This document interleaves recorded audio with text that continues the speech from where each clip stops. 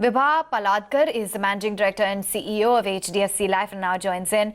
Great to have you on board. Good morning. And to begin with, Vibha, there's been strong growth in the insurance business. The private players have seen a growth of 35% in the business premiums in May.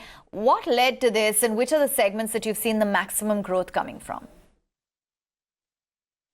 Overall, as an industry, like you mentioned, it has grown. For some of the players, there has been a base effect wherein they had not grown as well last year.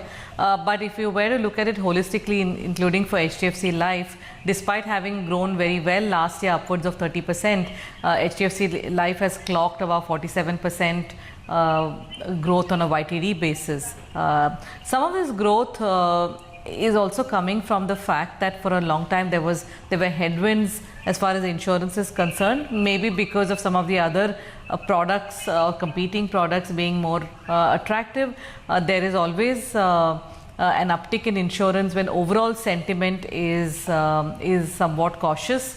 And second aspect is that the focus, like you mentioned, on protection means that people are sitting up and evaluating to see, okay, this is a very different product to a savings-led product, and it helps me cover a certain aspect of risk that I'm worried about at a price point that I find affordable, and also the ease of onboarding is now a lot more than it used to be perhaps 2-3 years ago.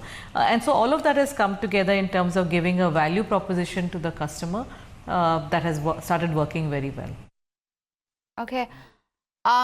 Vibha, from among the major private players, HDFC Life has seen the highest growth, nearly 52%. Can you tell us, is this growth sustainable, and how do you plan to grow your market share?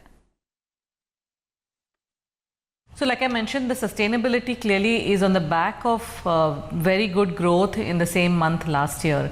And so what we find is that if we are able to go to market with a product proposition as well as expanding distribution channels, there's no reason to believe, like we've always said, that we should not beat overall industry growth. And that's exactly how, for example, June is panning out. So the quarter should end well, and the rest of the year too, all things being equal, as far as overall environment is concerned, we should continue to trend well.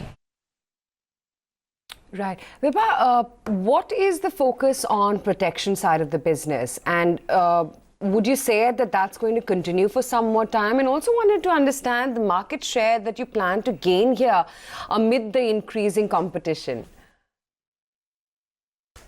So we are targeting, wherein we are looking at somewhere around a 20 to 25% growth in the protection, pure protection, which is the term business. This is mortality protection that we are looking at. As far as longevity protection is concerned, the kind of growth will be a much higher level of growth, wherein we are looking at over 100% growth as far as longevity risk is concerned. So both put together, we are looking at very high levels of growth, about a 80+% growth YOY on an unweighted basis. You know, where we are cautious about as to the race to the bottom, you did allude about competition.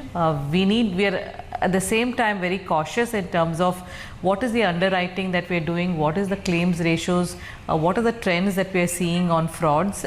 So protection needs to be carefully priced in, but at the same time the focus is there on going to market with new products that don't exist today in India. Right. Vibha, the last time when we were chatting, you'd mentioned about being open to inorganic growth opportunities. Are you closer to finalizing any by now, and is acquiring Max Life still an option for you? So without referring to specific situations, we continue to remain very enthusiastic if something were to come onto the table, but it needs to make sense from what does it add to HDFC Life point of view. So the back book needs to be good, as well as credible distribution. So if these things are there, and if there is a meeting of minds between the buyer and the seller, yes, there will be a deal. We do have a currency since listing for us to be able to, without necessarily raising fresh capital, for us to acquire some companies. But we will be cautious, enthusiastic but cautious. Okay, so what are your expectations then from the upcoming budget, Vibha, in terms of a boost for the insurance sector? Very hopeful because all the focus of the government has been on inclusion, has been on some of these aspects of protecting the average Indian population. In the past, they have launched a whole host of schemes, and the relevant one for insurance has been PMJJBY scheme, which was a fantastic scheme. Also, the focus after this government came to power on the 3,000 rupee pension cover, Ayushman Bharat, all of those touch insurance industry in some form or shape.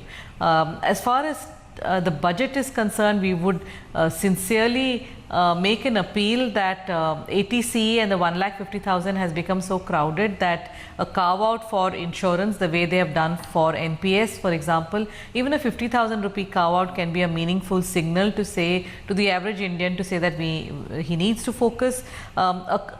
Making annuities tax free, or at least giving a deduction for the purchase price as when you're taxing annuities, would make it a lot more equitable rather than taxing the individual twice, as well as taxing it in his old age. Those sorts of things, figuring out how impetus can be given to protecting health, because an average Indian is woefully underinsured as far as health is concerned, and health inflation is rampant. So some of these things will mean that even a small gesture would mean a big focus and a fillip to the industry. So we remain hopeful. Okay, Vibha, great to have you on the show. Thank you so much for taking the time out and speaking with us today. That's the view coming in from HDFC Life.